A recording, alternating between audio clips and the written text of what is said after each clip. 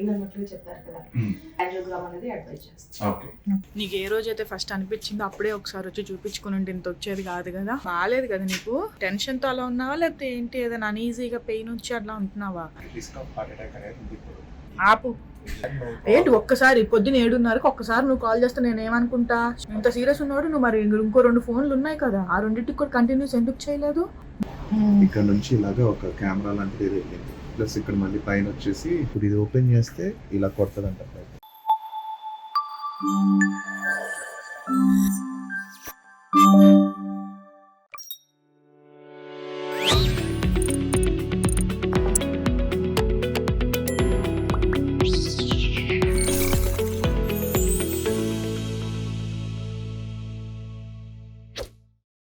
Hello all, మీరందరూ ఎలా ఉన్నారు? ఏంటి మాన్సా డ్రైవింగ్ సీట్లో ఉంది, నేను ప్యాసింజర్ సీట్లో ఉన్నాను ఏంటి అని అనుకుంటున్నారా? బేసిక్గా ఏంటి అంటే ఇది ఒక సీరియస్ వ్లాగ్ అనే చెప్పుకోవాలండి ఇవాళ. ఎందుకంటే నాకు కొంచెం హెల్త్ అంత బాగాలేదు, little okay but not completely bad. Last few days నుంచి నాకు చెస్ట్ లో కొంచెం హెవీనెస్ అనేది ఫీల్ అవడం జరుగుతూ ఉంది. హాస్పిటల్ ని విజిట్ చేస్తున్నాం అనమాట. అంటే ఇది చాలా మైల్డ్ గా ఎప్పుడో అప్పుడప్పుడు వచ్చేది, అలా వచ్చి టచ్ చేసి వెళ్ళిపోయేది. బట్ నిన్న మార్నింగ్ నేను నిద్ర లేచిన తర్వాత నాకు కొంచెం సడన్ గా హెవీగా ఫీల్ అవడం, అండ్ అలాగే లెఫ్ట్ హ్యాండ్ కూడా కొంచెం పట్టుకొని వదిలి అలాంటి కైండ్ ఆఫ్ సెన్సేషన్ రావడంతో ఇమీడియట్ గా నేను షూటింగ్ వెళ్ళడానికంటే ముందే హాస్పిటల్ ని విజిట్ చేశాను. అక్కడ హాస్పిటల్ విజిట్ చేసి కొన్ని టెస్ట్లు చేయించడం జరిగింది. ఆ విషయం నేను నిన్న మాన్సా వీళ్ళకి కూడా చెప్పలేదు. అసలు ముందు మెయిన్ గా మీరు ఎవరైనా కూడా నేను ముందు చెప్పేది ఏంటంటే, అట్లా అనిపిస్తే ముందు మీ ఫ్యామిలీ మెంబర్స్ కి చెప్పండి. చెప్పకుండా మీ ఓన్ డెసిషన్స్ మీరు తీసుకోవద్దు. బేసిక్ గా నేను ఎందుకు చెప్పలేదు అంటే, ముందు అసలు అది ఎంతవరకు సీరియస్, జస్ట్ ఊరికే క్యాజువల్ గా వచ్చి వెళ్ళిపోయే జస్ట్ హార్ట్ బర్న్ లాంటిదా, లేదంటే నిజంగానే సీరియస్ కేసు అయ్యి మనం వరీ అవ్వాల్సిన విషయం అన్న ఆలోచనతో నేను తనకి చెప్పలేదన్నమాట.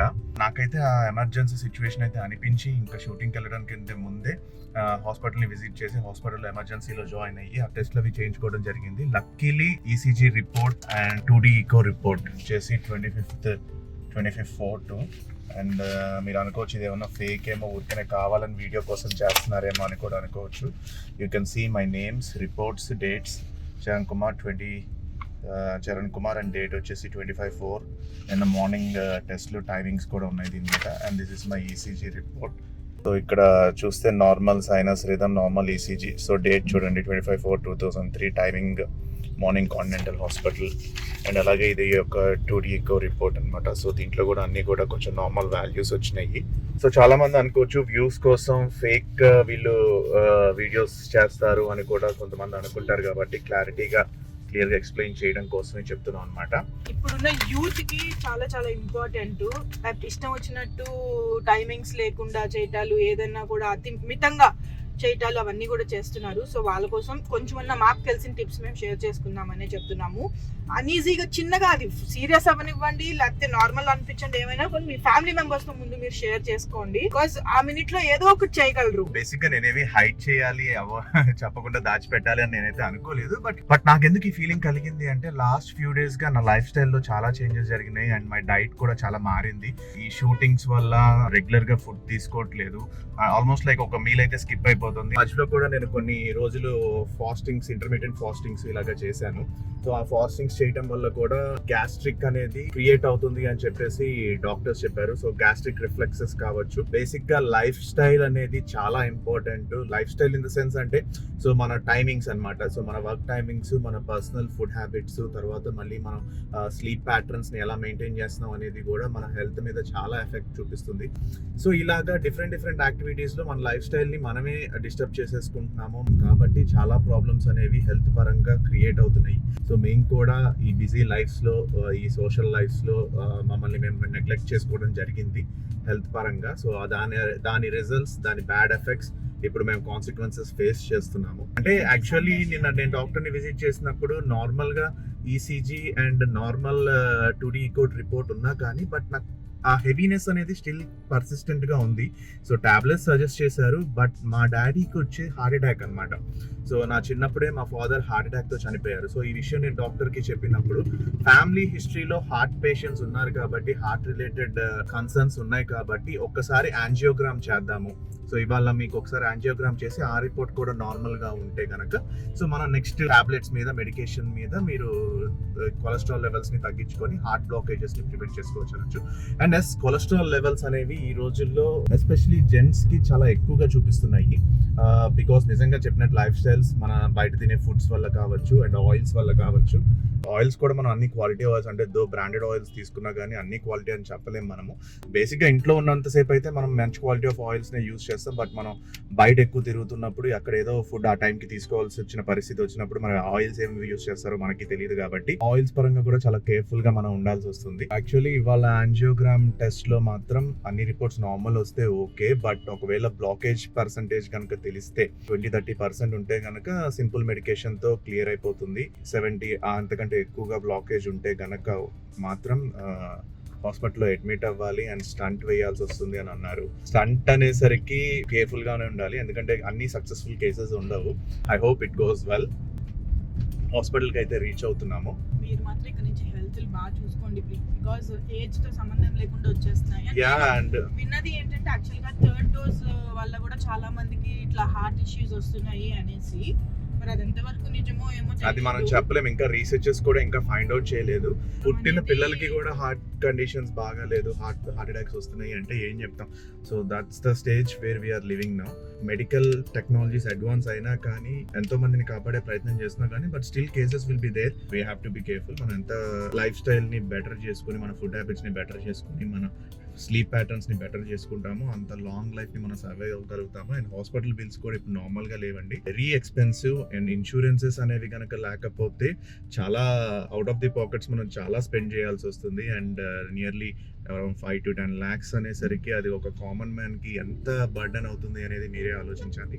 ఫస్ట్ మీరు మీ ఫ్యామిలీ కోసం ఇన్సూరెన్స్ అనేది కూడా ప్లాన్ చేసుకోండి.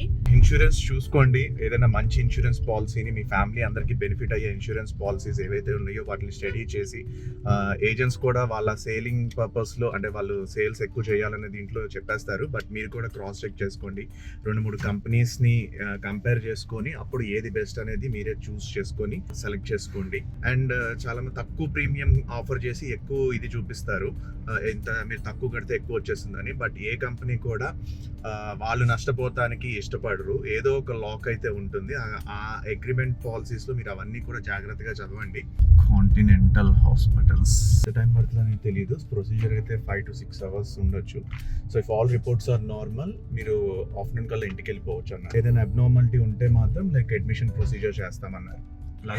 చాలా మంది యాక్చువల్లీ అనుకోవచ్చు, ఇప్పుడు ఇంత సీరియస్ దాంట్లో కూడా మీరు వెళ్తూ కూడా మీకు ఈ వ్లాగ్లు అవసరమా, రికార్డింగ్ అవసరమా, డబ్బుల కోసం చేస్తున్నారా ఇవన్నీ అని. కూడా మాకు డబ్బులు ఇవన్నీ ముఖ్యం కాదండి. మాలాగా ఎంతో మంది లైఫ్స్ కూడా, బికాజ్ మమ్మల్ని ఒక ఇన్స్పిరేషన్ గా తీసుకుని చాలా మంది కూడా మా వ్లాగ్స్ చూస్తున్నారు అని మాకు కమెంట్స్ కూడా వస్తున్నాయి. లైక్ మమ్మల్ని చూసి వాళ్ళు కూడా తెలియనివి నేర్చుకుంటున్నారు, అలాగే మీ దగ్గర నుంచి మేము కూడా తెలియనివి అలాగే నేర్చుకుంటున్నాము. చాలా మంది కమెంట్స్ లో కూడా ఇన్ఫర్మేషన్ పెడుతున్నారు అన్నమాట, వాళ్ళకి తెలిసిన ఇన్ఫర్మేషన్. సో టైం ఎప్పుడు ఎలా ఉంటుందో చెప్పలేం కాబట్టి ఆల్వేస్ మనకి ఏదైనా మన బాడీ మనకు చెప్తున్నప్పుడు, ఇలాంటి డిస్టర్బెన్సెస్ క్రియేట్ అయినాయి అని మన బాడీలో మనకు తెలిసినప్పుడు బీ కాషియస్. సార్ డెఫినెట్లీ హాస్పిటల్కి వెళ్ళైతే చెక్ చేయించుకోండి. లేదు అంటే మనమే ప్రశాంతంగా ఉండొచ్చు. ఒకవేళ పొరపాటున టైంకి లేదు, ఏదైనా చిన్న ప్రాబ్లం ఉందనుకుంటే ఎమ్మటే క్లియర్ కూడా చేసుకోవచ్చు. సో నెగ్లెక్ట్ అయితే చేయొద్దు మీరు. జస్ట్ అవేర్నెస్ అంటే ప్రికాషనరీగా మేము ఎలాంటి జాగ్రత్తలు తీసుకుంటున్నాం అని మీకు చూపించడానికి అన్నమాట. Okay, creatinine also normal. Cholesterol levels, cholesterol మనకి దీంట్లో రాదు. వైరల్ మార్కర్స్ HIV, HbA1c ఇవన్నీ ఉన్నాయి కదా, HCV ఇవన్నీ నార్మల్ ఉంది, negative. And blood group B positive అండి. And sugar is also normal వచ్చి. అంటే మెయిన్ కన్సర్న్ కొలెస్ట్రాల్ రిలేటెడ్ ఉంది కదా. సో అంటే కొలెస్ట్రాల్ రిలేటెడ్ గా ఉన్న దాని మూలంగానే మనం యాంజియోగ్రామ్ అనేది చేస్తున్నాం సార్ మనము. ఓకే, సో యాంజియో అంటే దాంట్లో ఏమైనా అబ్నార్మాలిటీ ఉండే ఛాన్సెస్ ఉంటుంది అన్నట్లుగా అదొకటి. ప్లస్ ఇంకోటి ఏంటంటే మీరు పెయిన్ అన్నట్లుగా చెప్పారు కదా, యాంజియోగ్రామ్ అనేది అడ్వైజ్. మీరు అడ్మిషన్ రమ్మన్నారు కదా, సో మళ్ళీ వాళ్ళు షూటింగ్ ఇబ్బంది అవుతుందని చెప్పేసి నిన్న నేను అందుకనే, ఎందుకంటే మీకు ఈరోజు పాసిబిలిటీ ఉందా లేదా అదొకటి. నైట్ ఒకటి కొంచెం రెయిన్ హెవీగా వచ్చింది కదా, సో నాకు నేను ఇంటికి వచ్చేసరికి 2 అయిపోయింది. మార్నింగ్ అలారం పెట్టుకున్నాను కానీ బట్ స్ట్రెయిన్ అయిపోవడం వల్ల లేకపోయాను మార్నింగ్. వాకింగ్. నేను మీ కాల్ కోసం వెయిటింగ్ అన్నమాట. ఒక్కసారి ఏదో కన్ఫర్మేషన్ తీసేసుకొని లేదు అంటే వేరే కార్ 6 కి అలారం పెట్టుకున్నాను కానీ ఇంకా లగకపోయాను. వ్యాక్సినేషన్ వల్ల కూడా చాలా మంది లైక్ థర్డ్ డోస్ వల్ల అని అంటున్నారు, మరి అది నిజం ఎంతవరకు? ఏదైనా ఎఫెక్ట్ ఉండే పాట అయితే ఇమీడియట్ గానే మనకు తెలుస్తుంది, 1-2-3 months లోపలనే తెలుస్తుంది. పాజిటివ్ వచ్చిన వాళ్ళకి one of the side effects లాగా కొన్ని అబ్నార్మాలిటీస్ వస్తున్నాయి అందరికి. హైపర్ టెన్షన్ కానివ్వండి, డయాబెటిక్ కానివ్వండి, పాల్పిటేషన్స్, కార్డియాక్ రిలేటెడ్ ఇష్యూస్ ఇవన్నీ వచ్చే ఛాన్సెస్ ఉన్నాయన్నమాట. ఖచ్చితంగా వస్తుందని కాదు, డిపెండ్స్ అంతే. కౌన్సిలింగ్ జరిగాక నేను అడ్మిషన్ ఫామ్స్ మొత్తం చదివి సైన్ చేసిన తర్వాత నాకు అడ్మిషన్ తీసుకున్న సుశీల గారే దగ్గర ఉండి అబ్జర్వేషన్ యూనిట్ వరకు తీసుకువెళ్ళి అక్కడ నాకు ఫర్దర్ ప్రొసీజర్స్ కి కావాల్సిన అరేంజ్మెంట్స్ అన్ని చేశారు.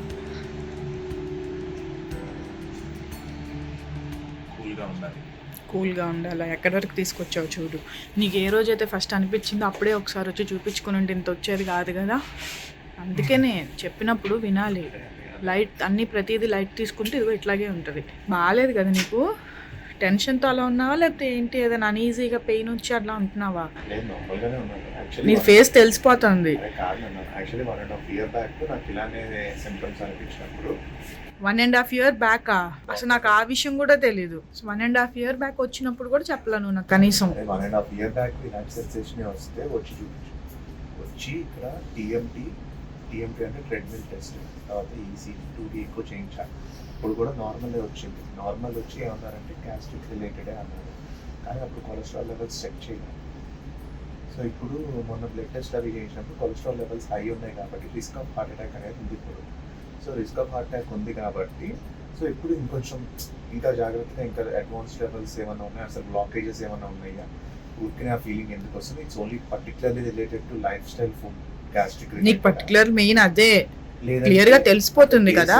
ఉన్నది ఏంటంటే ఫ్యామిలీ హిస్టరీలో డాడీ హార్ట్ అటాక్ తో చనిపోయారు, 43. బట్ అలా వస్తుందా ఫ్యామిలీ హిస్టరీని బట్టి కూడా? అందుకే నేను డాక్టర్ నేను చూపించినప్పుడు 2D ఈకో కానీ తర్వాత ఈసీజీ రిపోర్ట్ కానీ చూపించినప్పుడు perfectly alright, not at all to worry అన్నారు. ఎప్పుడైతే మళ్ళీ డాడీకి హార్ట్ అటాక్ ఉంది, తర్వాత ఇలాగ చనిపోయారు, హార్ట్ కొలెస్ట్రాల్ లెవెల్స్ అవి చూసారు. అంతకుముందు చేయించిన టెస్ట్ రిపోర్ట్స్ ఉంటాయి 6 months బ్యాక్ని చూసి అప్పుడు ట్రైగ్లిజరైడ్స్, కొలెస్ట్రాల్, తర్వాత ఇంకేవో చూసి ఇవి చాలా హెవీగా ఉన్నాయి, కొంచెం మీ ఫ్యామిలీ హిస్టరీలో కూడా హార్ట్ అటాక్స్ ఉన్నాయి కాబట్టి ఈ యాంజియోగ్రామ్ అనేది చూసి ఇంటర్నల్ బ్లాకేజెస్ ఏమైనా ఉన్నాయో చెక్ చేద్దాం అని అన్నారు అనమాట. సో అది కూడా క్లియర్ అయిపోతే కనుక only life style because of ఈ స్లీప్ ప్యాటర్న్స్, ఫుడ్ ప్యాటర్న్స్ వల్ల and also blood cholesterol levels, stress. So వీటన్నిటి ఫ్యాక్టర్స్ వల్ల ఎఫెక్ట్ అవుతుంది కాబట్టి వీటన్నిటిని ఆర్గనైజ్ చేసుకొని ఆర్డర్ చేసుకోవాలి. 1.5 year బ్యాక్ వచ్చినా కూడా నువ్వు చెప్పలేదు, అది కూడా నాకు ఇవాళ తెలుస్తుంది. అదండి సంగతి, ఇలా ఉంటుంది. ఇంకెందుకండి ఫ్యామిలీ అని నాకు అర్థం కాదు. ఆపు, నో నేను చెప్పను. లేదు ఇవాళ నేను చాలా ఇదయ్యాను, వదిలేసాయి, ఇంటికి వెళ్ళాక మాట్లాడతాను. సో మీరు మాత్రం చాలా కేర్ఫుల్గా ఉండండి ప్లీజ్. ప్రతిదీ షేర్ చేసుకోండి. ఎందుకు చెప్తున్నానో మీకే అర్థమవుతుంది. బికాస్ ఆ మూమెంట్లో ఏదైనా కూడా అవతల వాళ్ళకి గిల్టీ కానీ రిగ్రెట్ ఫీలింగ్ అనేది రాకూడదు. దయచేసి అదొకటి ఆలోచించుకోండి. మిమ్మల్ని నమ్ముకుని ఇంట్లో ఫ్యామిలీ ఉన్నారంటే మీరు అందరికీ కూడా ఏ విషయమైనా, అది సిల్లీ అవ్వచ్చు లేకపోతే మీకు డౌట్ అవ్వచ్చు, ఏదైనా కూడా మీరు షేర్ చేసుకోండి. బయలుదేరే ముందు కూడా నేను కాల్ చేశాను. ఏంటి ఒక్కసారి పొద్దున్న 7:30కి ఒక్కసారి నువ్వు కాల్ చేస్తే నేను ఏమనుకుంటా, షూట్కి వెళ్తున్నావేమో, షూట్కి వెళ్ళే ముందు లేచినప్పుడు కాల్ చేసావేమో, నువ్వు ఆప్, నాకు చిరాకు వచ్చేస్తుంది. ఇంత సీరియస్ ఉన్నాడు నువ్వు, మరి ఇంకో 2 phones ఉన్నాయి కదా, ఆ 2టికి కూడా కంటిన్యూస్ ఎందుకు చేయలేదు? నువ్వు ఒకసారి చేసి వదిలేస్తే ఎవరైనా ఏమనుకుంటారు? అంత పొద్దున్న 7:30కి నేనేమనుకుంటా? అసలు ముందు అది emergency situation, just gastric related కనుక్కొని ఆ తర్వాత అప్పుడు సరే ఏదైనా కూడా ఒక మాట చెప్పొచ్చు కదా. సరే పడుకో, నీ తర్వాత చెప్తా. ఇప్పుడు ఎందుకు చూస్తున్నావు అనవసరంగా? సరే ఇప్పుడు చూసి అనవసరంగా నువ్వు మళ్ళీ టెన్షన్ పడతావు, అక్కర్లేదు ఏమి, తర్వాత చూద్దులే. సర్జరీ రూమ్ కి తీసుకువెళ్లే ముందు ప్రొసీజర్స్ ప్రకారం నన్ను హాస్పిటల్ గౌన్ లోకి మారమని ఒక గౌన్ ఇచ్చారు. నా బీపీ లెవెల్స్ ఎలా ఉన్నాయని చెక్ చేశారు. తర్వాత బార్బర్ వచ్చి నా 2 hands మీద హెయిర్ అంతా షేవ్ చేసి వెళ్ళాడు. పంపిస్తారు, మొత్తం హెయిర్ అంతా షేవ్ చేసి కూడా చేయించుకోవచ్చు.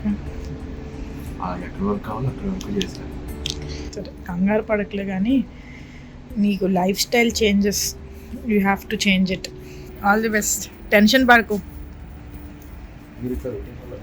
Yeah sure. నన్ను యాంజియోగ్రఫీ రూమ్ లో పంపిన తర్వాత మానసాని డాక్టర్స్ పిలిచి తనకి లోపల జరుగుతున్న ప్రొసీజర్ అంతా, నా హార్ట్ ఫంక్షనింగ్ ఎలా అవుతుంది అని మానిటర్స్ లో బయట వేరే రూమ్ నుండి చూపించారు.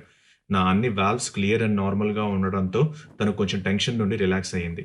అలాగే నాకు కూడా లోపల జరిగే ప్రొసీజర్, నా ఆర్టరీస్ లోకి కెమెరా ఎలా పంపారు, ఎలా నా హార్ట్ ని చూస్తున్నారు కూడా చాలా కేర్ఫుల్ అండ్ క్లియర్ గా చూపించారు. Hello. So finally normal doctor చెప్పారు, నేను చూస్తూనే ఉన్నా అక్కడ సిస్టంలో చూపించారు నాకు. It's okay. సో డాక్టర్ అయితే చూపించారు సిస్టంలో అంతా. As of now everything is fine. కాకపోతే ఒక వెయిన్లో బ్లడ్ ఫ్లో సరిగా లేదంట. సో దానికి తగ్గ టాబ్లెట్స్ ఇస్తానన్నారు. యాంగ్జైటీ రిలేటెడ్ కావచ్చు మీకున్న ఈ కండిషన్. సో కొలెస్ట్రాల్ లెవెల్స్ కొంచెం అంటే నాట్ జస్ట్ మీ, ఈ మధ్య లైఫ్ స్టైల్లో చాలా మంది జెంట్స్కి ఎక్కువ హై కొలెస్ట్రాల్స్ ఉంటున్నాయి. సో దాన్ని కేర్ఫుల్గా వాచ్ చేసుకుంటూ ఉండాలి. కాబట్టి యాక్చువల్లీ దీని నుండి కెమెరా పంపించారు అనమాట. పెయిన్ తెలిసిందా? ఎక్కువ ఏం తెలియలేదు అన్నారు doctor, you will have a pricking pain అని. ఓకే. సో చెప్పాను, I'm not scared of needles doctor అన్నారు. ఓ వెరీ గుడ్. సో ఇక్కడ నుంచి ఈ బొక్క పెట్టారు కదా, ఫస్ట్ ఒక 2-3 వెయిన్స్ వెతికారు. సో ఇక్కడేదో 2-3 వెయిన్స్ వెతికి ఒకటి సన్నగా ఉందని చెప్పి దాంట్లో వెళ్తే కష్టం అన్నారు. తర్వాత ఇంకోటి వెతికి దిస్ ఇస్ ఫైన్ అని చెప్పి దీంట్లో నుంచి పంపించారు అనమాట. ఇక్కడ వరకు ఏదో ఇన్సర్ట్ చేశారు. ఇక్కడ నుంచి ఇలాగా ఒక కెమెరా లాంటిది ఏదో వెళ్ళింది. ప్లస్ ఇక్కడ మళ్ళీ పైన వచ్చేసి ఒక ఎక్స్రే షీట్ లాంటి కూడా తెలిసిందా? తెలిసింది, పక్కన కెమెరాలో కనిపిస్తా ఉంది. సారీ, అంటే ఇది ఇలా మూవ్ అవుతా ఉంది ఆటోమేటిక్ గా. సారీ, దీని మీద జాగ్రత్త, దీని మీద ఎక్కువ ప్రెషర్ పెట్టద్దు, వెయిట్స్ మోయద్దన్నారు. ఒక 2-3 days రిలాక్స్ అయ్యాను యాక్చువల్లీ. అంటే రిలాక్స్డ్ గా ఉండండి అన్నారు కాబట్టి మైండ్ లో కంట్రోల్ రిలాక్స్ అనుకుంటూ ఉన్నాను. ఇంకోసారి ఇలాంటి సిచ్యువేషన్ రాకుండా ఉండాలి నువ్వేం చేయాలి చెప్పు. ఫస్ట్ టైంకి పడుకోవాలి, టైంకి తినాలి, అన్ని టైంకి అయ్యేలాగా చూసుకోవాలి, ఇర్రెగ్యులారిటీస్ ని కంట్రోల్ చేసుకోవాలి. అది అందరూ నేర్చుకోవాల్సింది ఫస్ట్ అది. అంటే మాక్సిమం నువ్వు మాక్సిమం లేదు, మినిమం లేదు. యాక్చువల్లీ డిస్టర్బ్ అయిందిలే, ఈ చాలా రోజులుగా స్లీప్ ప్యాటర్న్స్ డిస్టర్బ్ అయినాయి, ఫుడ్ ప్యాటర్న్స్ డిస్టర్బ్ అయినాయి. బట్ లక్కీలీ ఎటువంటి కాంప్లికేషన్ అంటే అడ్వాన్స్ గా మనం కేర్ తీసుకున్నాం కాబట్టి సో కొంచెం టాబ్లెట్స్ తో అయిపోతుంది ఇప్పుడు. అండ్ ఇదేమో ఇది చాలా అంటే బాగా టైట్ గా లాక్ చేసి పెట్టారు. ఇప్పుడు ఇది ఓపెన్ చేస్తే ఇలా కొడతదంట. మమ్మల్ని ఎంత టెన్షన్ పెట్టి నువ్వు కూల్గా మస్క్ మెలన్ జ్యూస్ తాగుతావా? కొలెస్ట్రాల్ అదే 0 calories in మస్క్. అదే ఇంటికి పద, కొలెస్ట్రాల్ ఒక రోజులో తగ్గిస్తా నీకు. పద, ట్రై చేయాలి. నేనే చేస్తాను సార్. చేతి మీద స్ట్రెస్ పెట్టద్దు అన్నారు కదా, డోర్ తీద్దామని ఇటు వచ్చా. కూర్చోండి. Thank you so much. So అట్లా మేము కొంచెం రిలీఫ్ అయ్యి రిలాక్స్ అయ్యి వచ్చేసాం అనమాట. డిశ్చార్జ్ కూడా అయిపోయాము. ఇప్పుడు ఈవినింగ్ 4 అవుతుంది ఇప్పుడు. సో డిశ్చార్జ్ కూడా చేశారు. కాకపోతే ఈ 2 days కూడా హ్యాండ్ మీద ఎక్కువ స్ట్రెస్ కానీ హ్యాండ్ మూవ్మెంట్స్ కూడా ఎక్కువ ఇవ్వద్దని చెప్పారు. మా ఆయన మాట అనుకుని ఎక్కువ చేస్తున్నారు చూడండి. మరి అదే కదా, చేయి దించి నీట్ గా పెట్టి జాగ్రత్తగా. కొంచెం ఆ సిమ్టమ్ ఫీల్ అయిన వెంటనే వచ్చి చూపించుకోవడం వల్ల ఎటువంటి రిస్క్ లేదన్నారు. అండ్ ఫ్యూచర్ లో కూడా ఇటువంటి అటాక్స్ అనేవి జరగకుండా ఉండడం కోసం కొంచెం ప్రాపర్ మెడికేషన్ అనేది ఇచ్చారు. సో డాక్టర్ కొన్ని టాబ్లెట్స్ సజెస్ట్ చేశారనమాట, ఒక 1 month పాటు వాడండి అని. అండ్ అప్పుడు మళ్ళీ బ్లడ్ టెస్ట్ బట్టి నెక్స్ట్ ఫర్దర్ గా ఏమైనా కంటిన్యూ చేయాల్సి వస్తుందా లేదంటే ఆపేయాల్సి వస్తుందా అనేది అయితే చెప్పారు. హెల్త్ అనేది కేవలం మన ఒక్కల గురించే కాదు, మన ఫ్యామిలీ గురించి కూడా చూసుకోవాలి. కాబట్టి ఏదైనా సరే మెడికల్ అడ్వైస్ తీసుకొని మన హెల్త్ ని మనం జాగ్రత్తగా ఉంచుకోవడం అనేది చాలా ఇంపార్టెంట్. లక్కీగా ఏంటంటే బ్లాకేజెస్ అలాంటివి ఏమీ లేవు, కానీ జస్ట్ ఒక వెయిన్ లో మాత్రం కొంచెం లైట్ బ్లడ్ ఫ్లో అనేది కొంచెం తక్కువ ఉందన్నారు. సో దానికి టాబ్లెట్స్ ఇచ్చారు. సో మీ అందరూ కూడా కనీసం ఇప్పటి నుంచి కొంచెం టైం కి మీరు ఏ ఫుడ్, అది ఇంట్లో ఫుడ్డా బయట ఫుడ్డా ఏదన్నా అనుకోండి, ఫుడ్ టైం కి తీసుకోండి అంతే. వాటర్ ఎక్కువ తాగండి, డిహైడ్రేట్ అవ్వద్దు. అండ్ తర్వాత స్లీప్, ఒకవేళ ఆ రోజు వర్క్ లేదు అనుకుంటే ఇంట్లో హ్యాపీగా పడుకోండి. ఆఫ్టర్నూన్ పూటలు కూడా నిద్ర కూడా ఎక్కువ కావాలి. అంటే బేసికల్ గా నాకు ఏమైందంటే నేను ఆఫ్టర్నూన్ ఒక 1 hour పడుకుంటే నాకు night almost like 4 to 5 hours sleep disturb అయిపోయేది అనమాట. సో దాని వల్ల ఆ డిస్టర్బ్ అవ్వడం ఇంకా ప్యాటర్న్ మొత్తం డిస్టర్బ్ అయిపోయింది. కొన్నిసార్లు లేట్ నైట్ షూట్స్. ఇన్ఫాక్ట్ నిన్న రాత్రి కూడా నాకు షూట్ అయ్యేసరికి 2 o'clock అయ్యింది. ఇంక ఇంటికి వచ్చి పడుకొని మళ్ళీ పొద్దున్నే లేచి హాస్పిటల్ అపాయింట్మెంట్ ఇవన్నీ సరిపోయినాయి. మీరైతే చాలా జాగ్రత్తగా ఉండండి. I pray for everybody's good health. మీరందరూ, మా సబ్స్క్రైబర్స్ అందరూ అండ్ అలాగే వ్యూవర్స్ అందరూ, చెప్పాలంటే ప్రపంచంలో ఉన్న అందరూ కూడా హెల్తీ లైఫ్ స్టైల్ ని మెయింటైన్ చేసి బాగా హెల్తీగా వాళ్ళ ఫ్యామిలీతో గడపాలని చెప్పి మనస్ఫూర్తిగా కోరుకుంటున్నాను. సో ఇది మా వ్లాగ్. ఇది జస్ట్ ఏదో ఒక సిచ్యువేషన్ ని క్రియేట్ చేసింది కాదండి. మాకు జరుగుతున్న దాని వల్ల మేము తెలుసుకుంటూ అలాగే మీకు కూడా కొంత అవేర్నెస్ ని ప్రొవైడ్ చేద్దామని చెప్పి మేము ట్రై చేసిన బ్లాగ్ ఇది. హోప్ మీ అందరికి హెల్ప్ఫుల్ అయి ఉంటుంది అని అనుకుంటున్నాము. సో ఇంకా నెక్స్ట్ వచ్చే వ్లాగ్స్ కూడా ఇలాగే ఫాలో చేయండి. సో ఈ వ్లాగ్ ఇక్కడితో ఆపేస్తున్నాము. సో మా మైండ్ కొంచెం రిలాక్స్ అవ్వాలి. సో అందుకని ఆపేస్తున్నాను అనమాట. See you in the next vlogs. Bye bye, love you all. చూసారా పొద్దునే ఇలా ఉంటది అనమాట ఇంట్లో. అరే ఏంట్రా సంగీత సాధన చేస్తున్నారా మీరు ఏమన్నా? సాంబజవర్గం ఎలా ఉంది రియాక్షన్? ఆడికి ఏమైందో అర్థం కాల, ఒక నిమిషం ఆడుకోడు. ఏదో తేడాగా ఉందేంటి.